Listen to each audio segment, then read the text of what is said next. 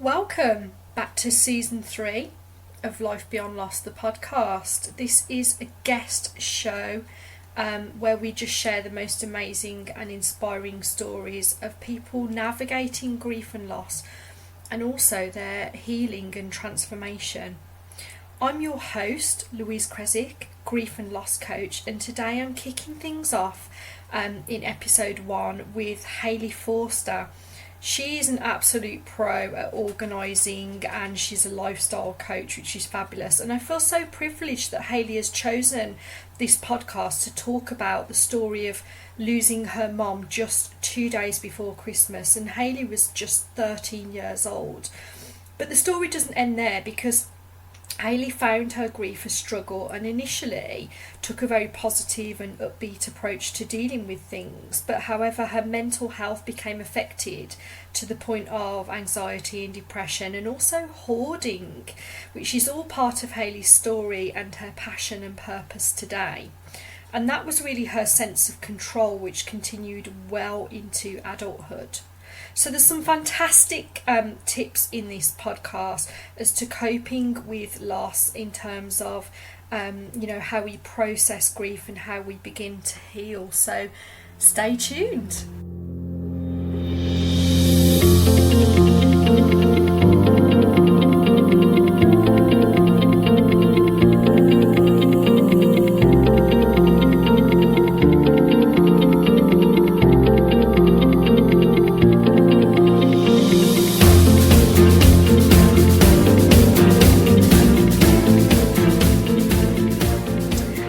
Welcome back to the podcast. I'm very excited today to be joined by the lovely Hayley Forster, who is a professional organiser and lifestyle coach, which sounds very intriguing, Hayley.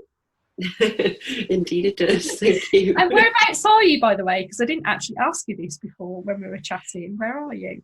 I'm based in, it's just outside Leeds, so I'm in between Leeds and Huddersfield basically, but I'm originally from Northumberland, so lived in Leeds for about 4 years now.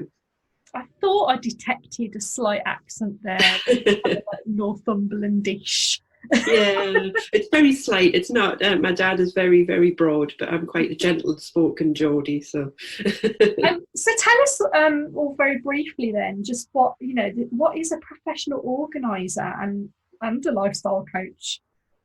Yeah, so basically, I help people who, primarily it starts with clutter in the home. So, professional organizer. You'll usually contact them if you've got a lot of clutter, a lot of disorganization, a lot of stuff, in inverted commas, in your home that you want to either get rid of or organize. So usually it's a two-step process where you'll declutter first. You'll get rid of a lot of items that you don't need or you no longer want.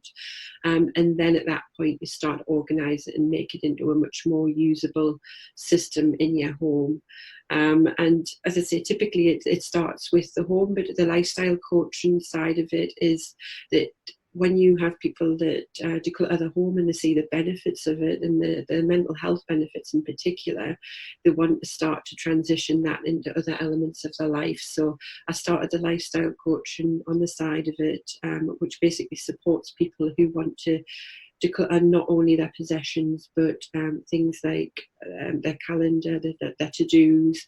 I've even went into because I'm NLP trained as well, that we do a lot of discussions around negative thoughts and emotions. So just anything that is classed as clutter that no longer needs to be in your life, that's basically what I help people define, and I help them work out what it is, and then I help them eliminate it and most importantly maintain it as well.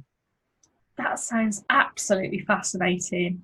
I'm a big fan as well of, tidy environment, tidy mind, or clear environment, clear mind, however you want to phrase it. But yeah. Not a lot of people understand the benefits of it until they start doing it, because I think how I liken it is that do you know when you get a new shop in and you think, right, I'm going to just sort out my fridge to make sure I can fit everything in, and just that feeling of when you've got a freshly organised fridge, just it just feels so good, doesn't it? It just multiply that by a million of doing it in every element of your life, and it just makes a huge mental impact. It's like taking a huge weight off your shoulders. Listen, I don't need convincing. You're talking to someone who rolls their underwear. I'm pleased to hear that. Anyway, so I would love to hear more, a little bit about your story, because I know that obviously there is definitely a relationship between what you do and how you've kind of got to here as well. So would you mind sharing a bit about, your story, in particular around, loss and what that means for you? Yeah, definitely. So I was born into a household where my mother was very poorly. She'd had health problems for many years before I was even born. I've got an older sister as well. She's about 7 years older than me, and because of my mother's health problems, they struggled to have a second child. But lo and behold, I'm here. So I call myself a miracle child. And so I was born into a household of illness, really. So from a very young age, I was as a carer for my mum. I was helping around the home and helping with just household things, really looking after her, caring for her. And unfortunately, when I was 13 years old, she passed away. And when I look back on it, it's one of those difficult things, because I think I didn't necessarily, for me it was a shock, but I was 13 years old, and when you're 13, you think your mum's going to be with you through everything, that she's going to be there on your wedding day, she's going to be there when you have kids, and I just presumed that would be the case, because for the first 13 years of my life, my mum was in and out of hospital, but she would always come home again, and that was just my expectation. So she went in to hospital in the early December, and we were guaranteed she was going to be out for Christmas, and for me it was just normal. I was dealing with it. It didn't feel any different to any other time that she was in hospital. But then unfortunately 2 days before Christmas she actually passed away. So to the adults in the family, I think they were very aware that my mum was deteriorating, and that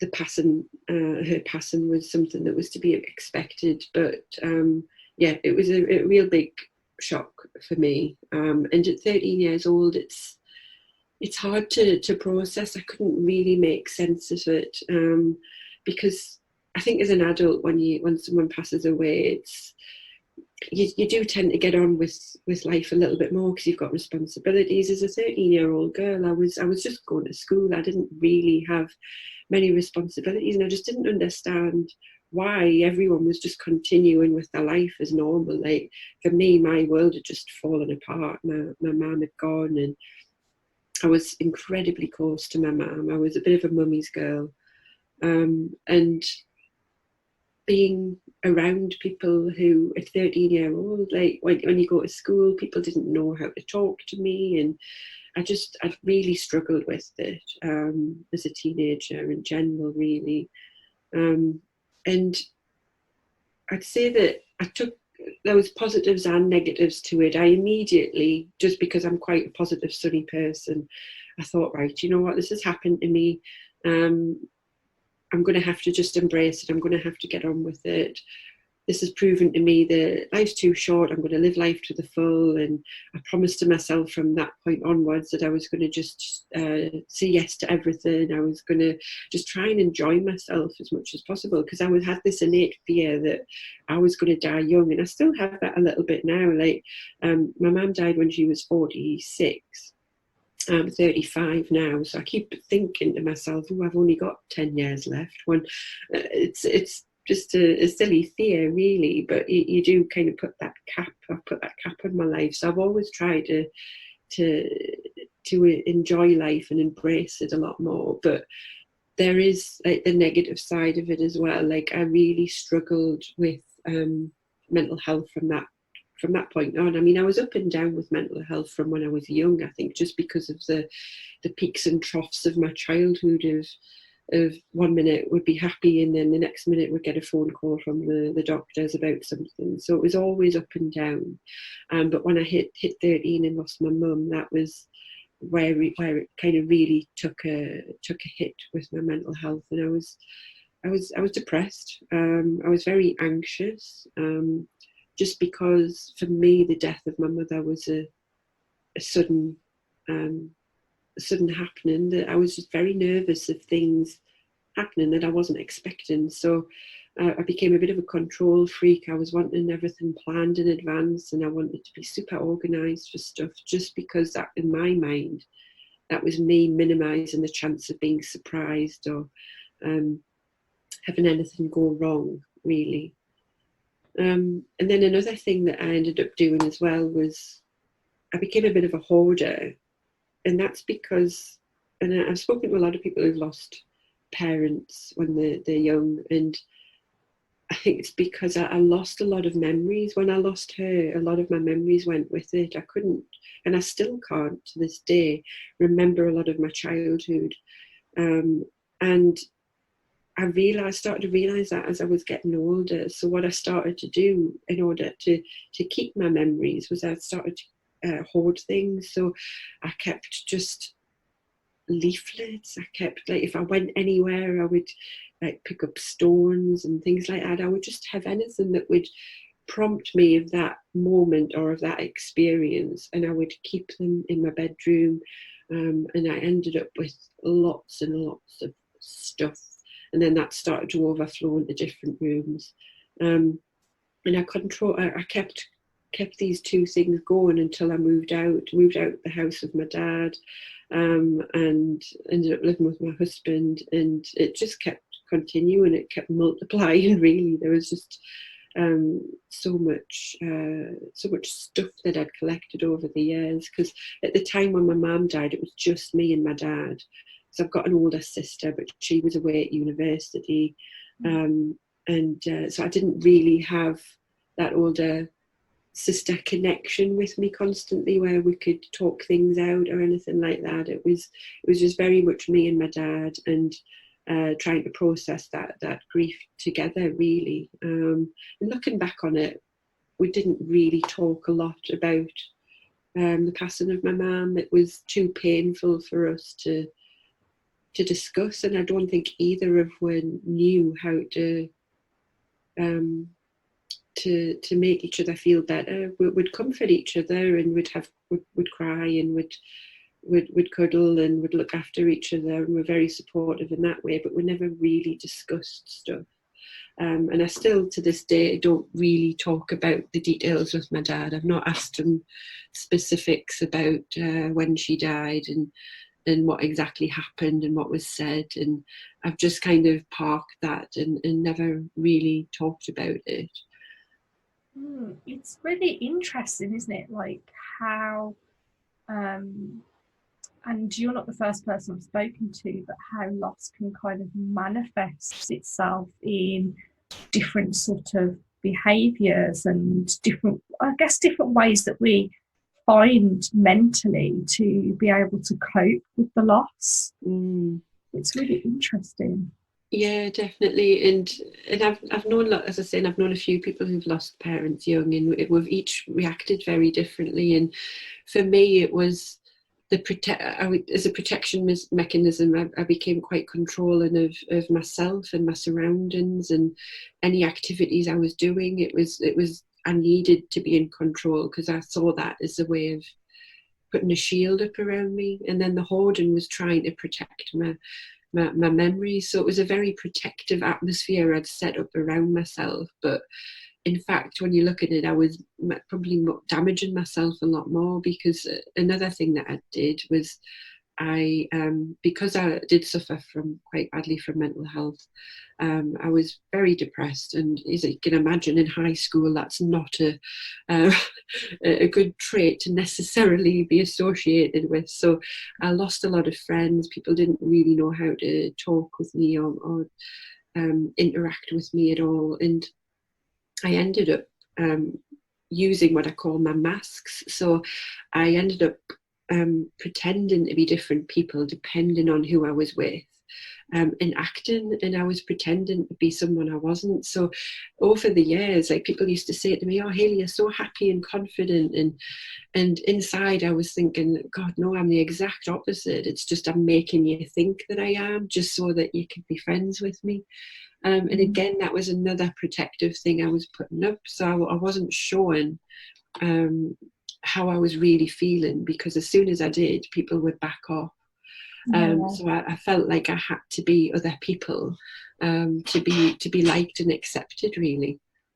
The thing is, I guess when we're like 13 as well, and then through to sort of high school, it's very difficult. It's a difficult age anyway, isn't it? And we're trying to figure out like who we are. We, like, you know, develop that identity as it is. So, and that's just for, you know, a child, adolescent that hasn't experienced loss in their life. So actually, when you think about it as well, then having to sort of deal with that kind of trauma, I guess, around the loss, and then the loss and the grief in itself must have been really, really difficult. And it's not surprising then that you just found these ways to sort of cope, to be able to cope with it.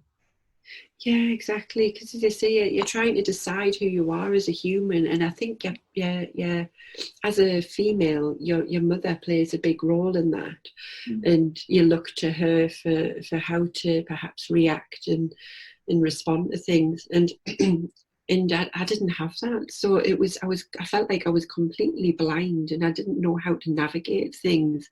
So I had so many different protection mechanisms depending on what was happening in my life to just get through it. Because as you say, teenage life is awful as it is, isn't it? But having that, to me, it felt normal. It was just one of those things I had to get through. But when I look back on it now, and I think about it, like, my heart goes out to the teenage me, because I've got young daughters now, and I look at them and I think, God, like, you look back and you realise how strong you actually are. I don't know how I got through it, but I did, and it was by means of doing these things that I mentioned. And yes, guaranteed, the more than likely were not healthy for me, but they got me through it. They got me through that period of life that I needed, that self-protection. But it's only when I hit an adult that I realised that what I was doing was quite negatively impacting me, and I had to make some changes at that point. But as an adolescent and a young adult, it was the only way I could really support myself getting through it. That's what I wanted to ask you. So was there a kind of a defining moment with all of this, where you just kind of maybe woke up one day and thought, oh, actually, this isn't right, I need to deal with this? Or was it more of a sort of a gradual process in sort of starting to, I guess, heal from this? I think it's probably both. There was a gradual process from when I had my first daughter, and as soon as I had a child, I think it hit me quite badly, because at that point I became a mother, and I understand the love and the passion that I had towards my child. And I think you don't necessarily can understand that until you have your own. And so I was making lots of different connections. My emotions went really wild, because I suppose I was reprocessing my grief in a way, because I was looking at it from a different angle. And when my child was born, it was my firstborn, so she's 7 now.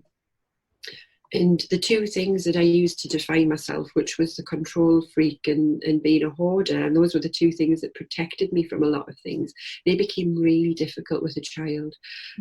So I couldn't be a control freak anymore because she basically controlled me. I couldn't plan stuff. I was desperately trying to plan stuff, but I couldn't.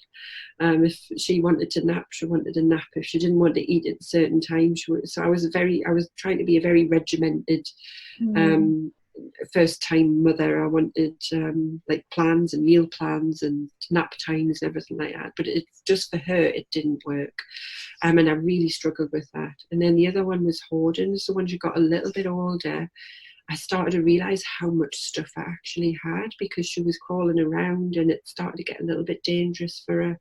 She was pulling things out and I was like, oh, hang on a second, this isn't great for me, because she's either going to pull something on her, or I was finding stuff that I couldn't fathom where they'd come from. I couldn't remember even having them, and then I realised I had a little bit of an issue, and things started to spiral a bit at that point. I had really bad postnatal depression. I had severe anxiety as well. I was having panic attacks. I couldn't leave the house without having panic attacks.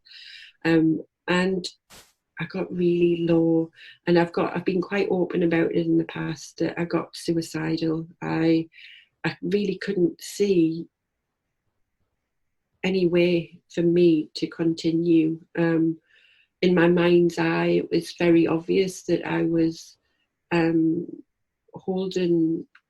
And when I say it out loud now, it seems silly, but at the time it made complete sense to me. I felt like my daughter was going to be better off without me, that my husband he would be able to, he would basically be better off without me. And I was rationalising it. I was trying to work out how I was going to do it and what I needed to put into place to get it done. And it was that particular day that I realised I needed to make a change, because I was lying in the bath, all these thoughts going through my mind, and I decided that it was the only way forward. I needed to commit suicide.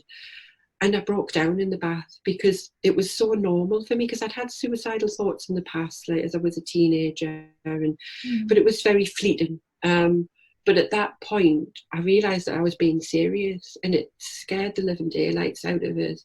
So I got out of the bath, and I went and lay in bed. I drew the curtains and I cried, and I thought, I need to get myself out of this hole. And so to distract myself, I pulled out my phone and I started playing around on YouTube, and there was a video that I came across. And this was the moment that I say was my light bulb moment, because I was trying to just distract myself with some YouTube videos, and one video popped up and I thought, oh, I'm going to watch that. That'll be interesting. And it was a video interview with a guy called Chris Evans. He's the guy that plays Captain America. And it was just talking about him and his career and everything like that. And they asked him a question, and that question was, if you could go back and give your younger self one piece of advice, what would it be? And what he said was just shh. And then he went on further to expand on it, but it was just that one piece of that snippet in that video that made me realise what was going on. And I'd just stacked so much stuff into my life. I had possessions overflowing. I was trying to be so organised about everything, that I was putting so much pressure and stress into my life. I was choosing to do that, and there was a lot of internal dialogue in my head that was it was constant. Like I just wouldn't stop talking to myself in my head about what I should be doing and how I should be doing things and how I should fix things and prevent things. And just that one phrase that basically was telling me, you need to just quieten down, Hayley. You've got too much stuff in your life. And it really resonated with me. And it was at that point that I started to look into different ways of how to get this stuff out of my life. And it was the only thing that I grabbed a hold of, because at that point I realised that there was a way out, and it wasn't doom and gloom, and there was a way to fix it, because up until that point I just didn't understand how I was going to get any better, and I felt lost. But just hearing that one word for some reason triggered me to think that, well, there is a way out of it. I just need to work out how to do it. So I started to just research, and I was reading books, I was watching more videos, just trying to find ways to eliminate stuff. And I started with my possessions first. That was the easiest thing for me to do. And then when I got rid of about 70% of my possessions, I felt the benefits of it. I felt amazing. It was a big turning point for me, because I realised that I was the one that was standing in my own way. It was no one else that was stopping me healing. It was only myself. And I realised at that point that I could fix it, because I'd already done a lot of work and I was feeling the benefits of it. So I just kept going. I eliminated some people from my life. I eliminated things from my calendar that I just wasn't enjoying anymore. I really started to question, like, what do I want to focus on? And for me, it was family and it was experiences, over anything else. So a lot of stuff I just got rid of. And the feeling was absolutely amazing. And I do credit it to that day, because that was what I probably call my rock bottom moment, because I just felt so vacant. Like there was just no emotions there other than I need to get out. And turning that around and going from feeling that low, to feeling how I do now, which is where I just feel so lucky and so happy to be here, because not a lot of people have that realization. And I do think I believe things happen for a reason, and I believe that video popped up for me for a reason, and that particular one word phrase rang a bell for me for that exact reason, that it was giving the answer that I needed of how to fix it. I love that.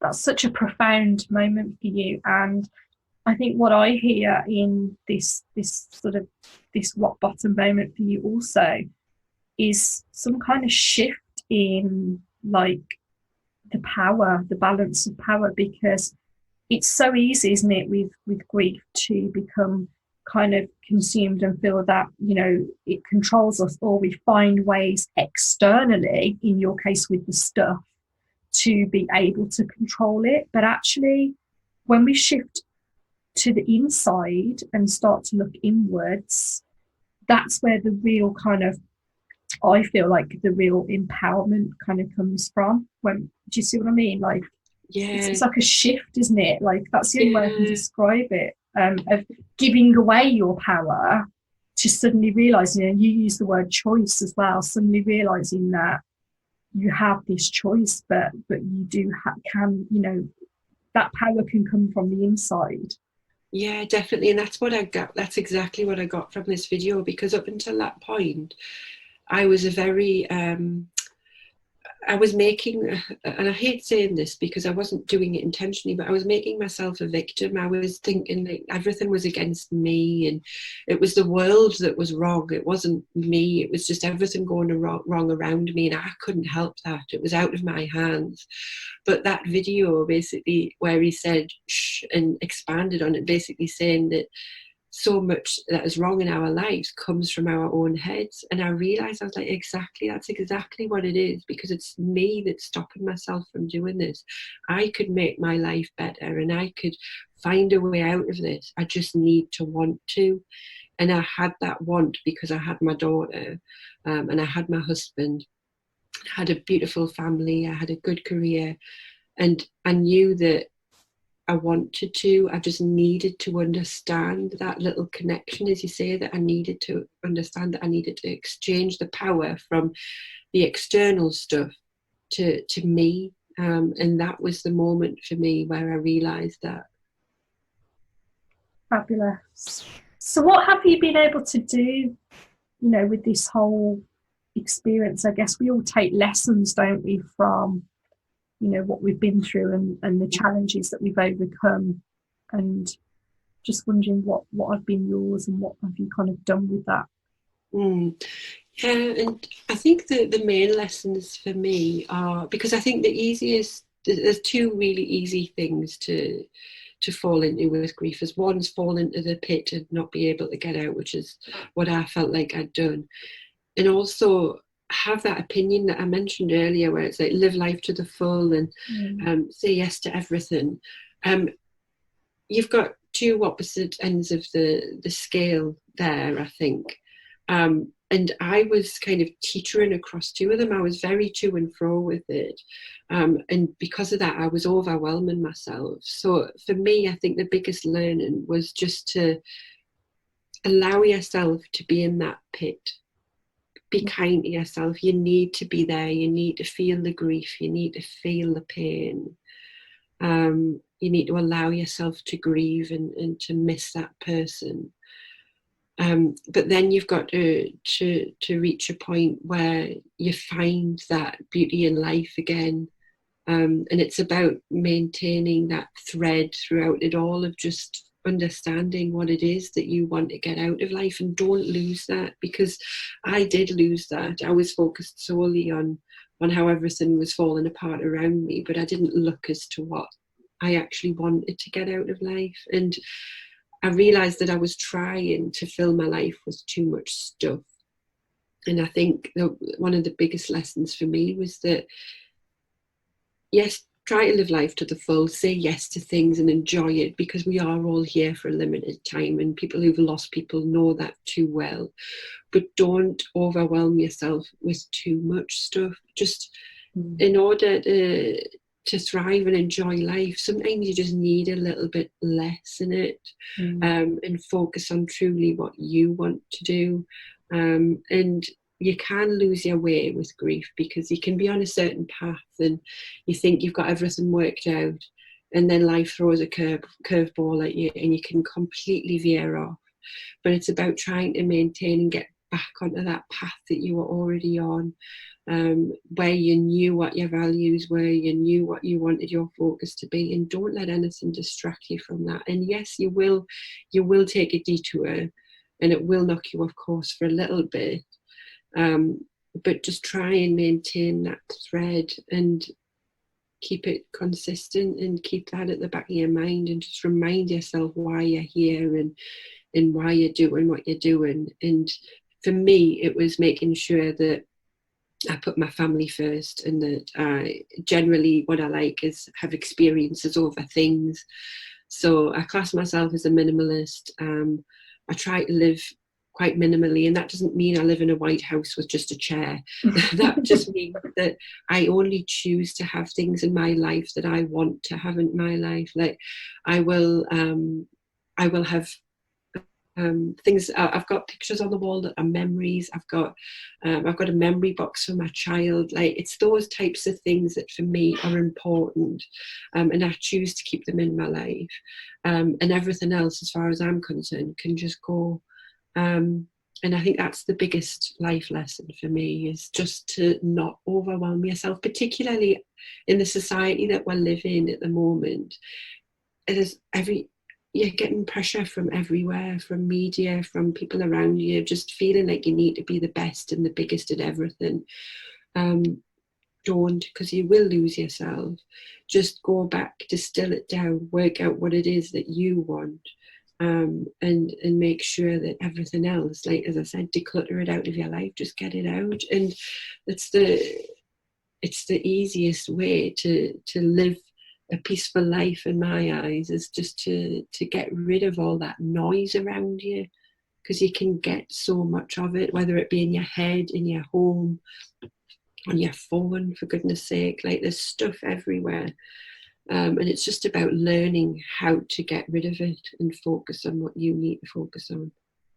I love that, Hayley. And also, I guess now as a parent, you know, what you've learned from this experience is that you can kind of pass on now this newfound perspective on life, and kind of, I guess, share with them about what is actually important in life, and that, you know, that the stuff isn't everything, because like you say, in this day and age, you know, and kids, like, you know, I've got nephews who, one wanted £600 trainers for his birthday.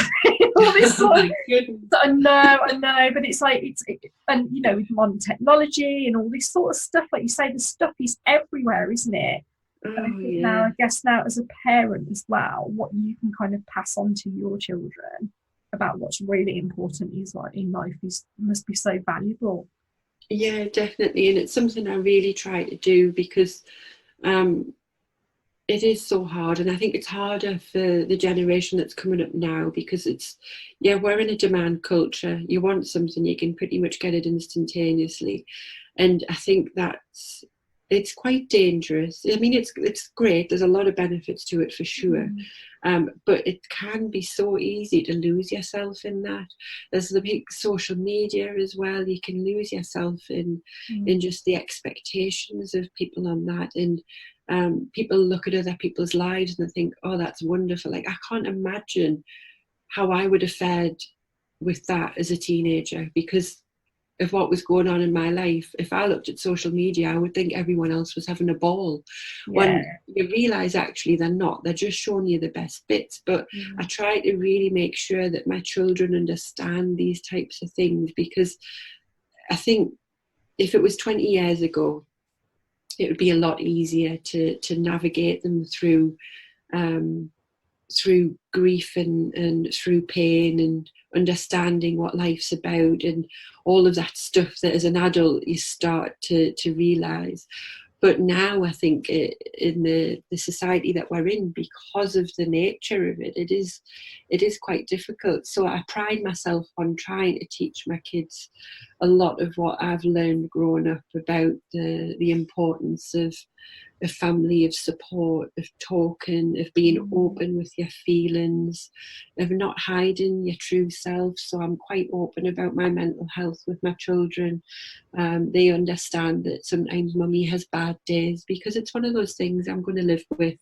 I've learned how to manage it through decluttering and minimalism, but we do, let's be honest, we all do have bad days, and I need my girls to understand that about not just me but everyone, and understand that it is okay to talk about feelings, and not to hide away, and to make sure that you don't put pressure on yourself to be like other people.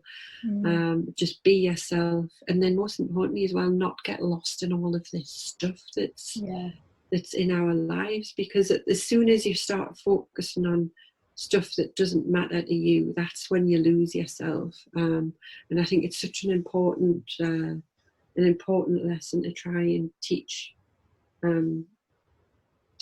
my young daughters, really. So I take that as a big lesson. As much as I've lost my mum, and I'd give anything to see her again, and I miss her, and I just love to give her a big kiss and a cuddle, and have half an hour with her, and just say, like, what do you think of me as an adult? Like, have I turned out as you expected? I would love to do that, but for me, losing my mum, I try to make it as much of as a positive as I can. Yes, I've went through pain, and there's a lot of I've experienced a lot of unfortunate things through my life because of what's happened. But when I look at the benefits I've gotten from it, I've understood so much stuff so much earlier than a lot of people realise. And for me, I've turned my life around now, and hopefully I can pass that on to my kids and make them realise a lot of things earlier than perhaps other people do. And because we're only here for a short period of time, and the faster you get to the realisation of what truly matters, the better in my eyes. So I see that as a gift from her, really. She left me at the age of 13, but she gave us the biggest gift she possibly could, and that was just understanding what life is about. And that's the way I choose to take it. And the way I choose to pass it on to my daughters as well. That's absolutely beautiful. I love that. Absolutely love it. Looking for the gift in that. And I'm so pleased, Hayley, you were able to come on today as well and share, your story, because as you say, talking more openly about this is really important. And I'm really pleased that I feel that we are kind of making progress as a society to be able to talk more openly about loss, grief, mental health, all of that stuff. So thank you so much for joining me. My pleasure. It's been absolutely amazing. Thank you.